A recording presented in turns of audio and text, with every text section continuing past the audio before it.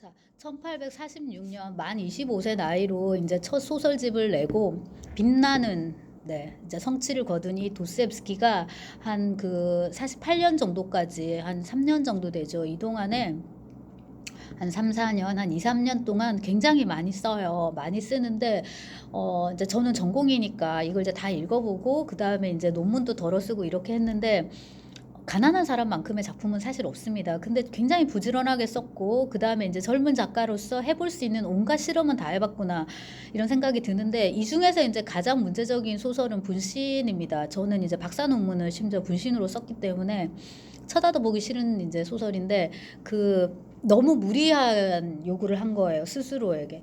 자기가 이게 감당할 수 없는 테마인데 이거에 대해서 한번 써보고 싶었던 것 같아요. 근데 작품은 완전히 이렇게 이제 되고 X가 이제 됐는데 훗날에 우리가 도스옙스키를 보면은 결국에 이제 도스옙스키가 굉장히 잘 썼던 주제 중에 하나가 이 분신, 분열 이런 테마니까 그거를 위한 이제 초석이었다 이렇게 이제 볼 수 있을 것 같습니다.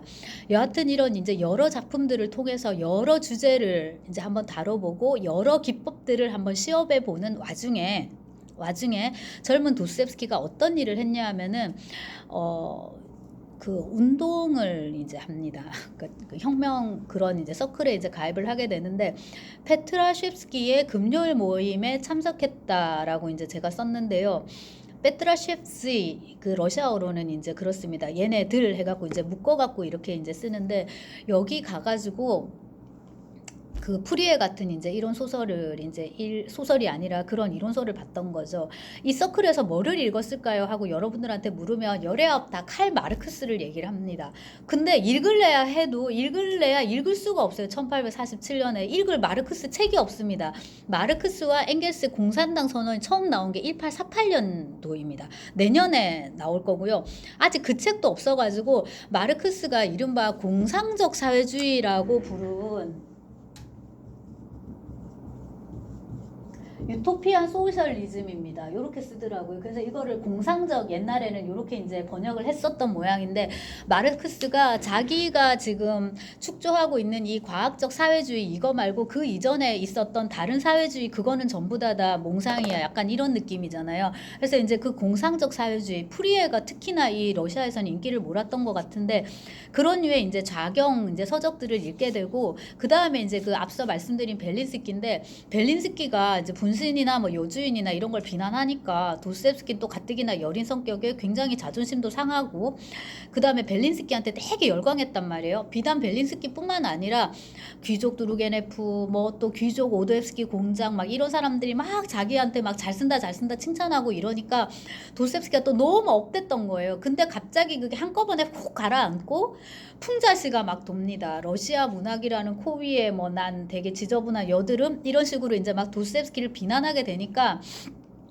도스옙스키 이제 되게 위축됩니다. 여기서 이제 우리가 그 염두에 둘 것이 우리가 아는 도스옙스키는 옆으로 이렇게 약간 각도를 돌려가지고 이렇게 정말 인간과 세계의 심년을 응시하고 있는 것 같은 그런 대작가 도스옙스키잖아요. 그게 이제 페로프라는 사람이 그린 이제 50대 도스옙스키의 초상화인데 그거는 이제 우리가 보는 문학사의 심판이 다 완료된 시점에서의 대가 도스옙스키고 여기 도스옙스키는 지금 20몇 살에 이제 막 문단에 등단을 했고 귀족 작가들 사이에서 열등감도 되게 크고 돈도 없고 막 이런 상황이란 말이에요. 오로지 소설 하나로만 자기를 증명할 수 있는데 그게 이제 계속 부정적인 평가를 받게 되니까 이미 이제 많이 뒤틀려 있는 상황에서 벨린스키와 본격적인 갈등이 시작되는데 바로 무신론입니다. 그래서 훗날 이제 그 도스옙스키가 회상한 이제 글을 보면 스타리의 류지 옛날 사람들 이제 그건데 거기 이런 데 보면은 벨린스키는 나를 만나자마자 신부터 시작을 했다. 내 마음속에 들어있는 신을 없애기 시작했다라고. 그러니까 무신론을 자처했기 때문에. 근데 이제 벨린스키가 봤을 때 도스옙스키는 문학적인 재능이 되게 뛰어나고 주제의식도 있고 뭔가 아무튼 빛나는 샛별이란 말이에요. 근데 제일 문제되는 게 신에 대한 지나친 이제 그런 집착 이런 거였던 거죠. 그거부터 없애기 시작했다 해가지고 이제 그 둘의 이제 갈등을 얘기를 하는데 결과적으로는 사상적인 이유로 이제 결별을 하게 됩니다. 라고 이제 제가 거기 47년에 1847년에 정리를 해놨는데 저는 이거보다는 이제 소설을 씹어가지고 그것 때문에 이제 결별했다 이게 이제 제가 볼 땐 더 큰 것 같고 그리고 이제 말씀드린 그 페트라옙스키 서클을 이제 도스옙스키는 계속 왔다 갔다 하면서 이 가난한 사람들, 이 득실거리는 사회, 러시아 사회를 어떻게 할 것인가 하는 문제를 이제 계속 고민을 합니다. 뭔가 새로운 해법이 필요하지 않을까 이제 그런 고민을 했던 것 같고요. 이 모임이 꽤 갔던 것 같습니다. 그러다가 이제 1849년을 한번 보시면은 그 모임에서 벨린스키가 고골에게 보내는 편지를 낭독했다. 자, 다시 이 편지는 도스옙스키가 쓴 게 아닙니다. 도스옙스키가 고골에게 쓴 게 아니라 벨린스키가 고골에게 쓴 거예요. 그거를 낭독했다라는 게 세상에 도스옙스키가 사형 선고를 받은 제목입니다. 그러니까 그게 이 서류들이 지금 다 남아 있고 그걸 이제 책으로 묶어 갖고 우리가 다 볼 수 있는데 1번 제목, 2번 제목 여러 가지가 있지만 그 중에 제일 큰 것 중에 하나가 이건 거예요. 그럼 도대체 벨린스키가 고골에게 보낸 편지에 무슨 그런 어마어마한 내용이 있느냐? 지금 우리가 읽어보면 정말 별거 없습니다. 마치 우리 7, 80년대에 그렇게 막 잡혀가서 고문받고 막 했던 그게 코미디듯이 이것도 이제 비슷한 그런 건데 그 고골이 너무 이제 우경화돼 있으니까 다시 이쪽으로 오라고 이제 벨린스키가 버세게 이제 정신 차리라고 이제 그렇게 쓴 편지인데 이거를 읽었다는 이유로 이제 도스옙스키는 체포돼 가지고 페트로파블롭스크 요새에 감금이 되게 됩니다.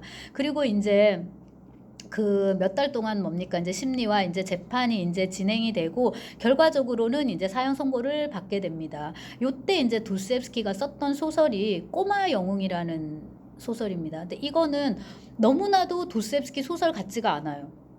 그러니까 이제 어린 소년이 나오는데 우리로 치면 초등학교 한 5, 6학년, 중학교 1학년 이제 막 사춘기로 접어드는 그런 꼬마 영웅, 어린 소년이 아줌마죠. 그러니까 결혼한 젊은 아줌마. 그래봤자 막 20대 막 이래 초반밖에 안 되는 이제 그런 나이에 이제 그런 유부녀를 이제 사랑하게 되는데 이 유부녀는 또 애인이 있어요. 이게 둘 사이에 이제 막 편지도 전해주고 막 이렇게 하는데 너무나도 도스옙스키 같지 않은 소설이고 그 다음에 이제 우리는 도스옙스키를 페테르부르크의 작가라고 생각을 하는데 꼬마 영웅은 배경이 모스크바입니다.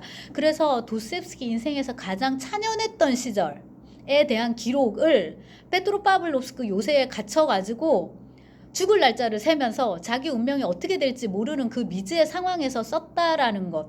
요 이제 작품의 분위기와 작품이 쓰여지는 분위기 사이의 대조의 효과. 이것이 이제 이 작품이 어떻게 보면 이제 의의라고 이제 할 수 있을 것 같고 꼬마 영웅을 쓰면서 자기는 이 시절을 견뎠다고 이렇게 아름다운 꿈을 꾸면서 이제 견뎠다고 여기에 자살할까봐 펜촉 이런 것도 그 반입이 안 됐다 하더라고요. 그 다음에 이제 작품 하나가 더 있는데 네토치카 네즈바노바입니다. 요것은 서유럽식 성장 소설을 도스옙스키도 한번 써보고 싶었던 것 같아요. 그래가지고 그 네토치카가 이제 그 주인공 이름인데 의붓 아버지와 같이 살고 있습니다. 엄마는 친모예요.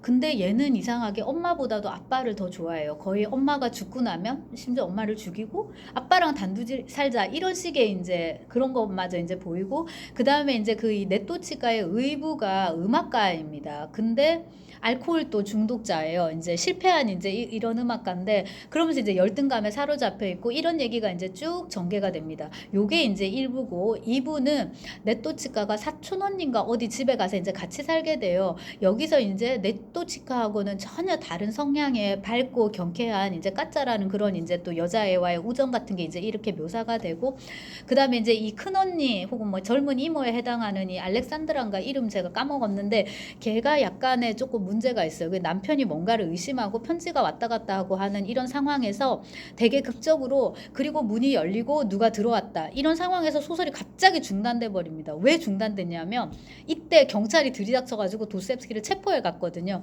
그래서 이제 네토치카 네즈바노바는 극적으로 이제 종결된 본의 아니게 종결된 소설이고 도스옙스키가 이제 완성을 해보려고 나중에 애를 썼지만 확실히 이런 서유럽식의 이제 성장 소설은 도스옙스키가 쓰기 힘든 부류의 어떤 소설이었던 것 같고요. 그 꿈은 이제 훗날의 미성년이라든가 그 다음에 까라마조프가의 형제들도 어떤 의미에서는 알료샤의 성장 소설이거든요. 전혀 그렇게 아무도 그렇게 읽지 않지만은 원래 작가의 이제 생각으로는 그래서 이제 그런 식으로 표현해 보려고 이제 했던 것 같습니다. 대략 여기까지가 도스옙스키 이제 초기이고요. 그 제가 사형 선고를 받았다까지만 이제 말씀을 드렸잖아요. 사형 선고와 유형 얘기는 다음 동영상에서 찍겠습니다.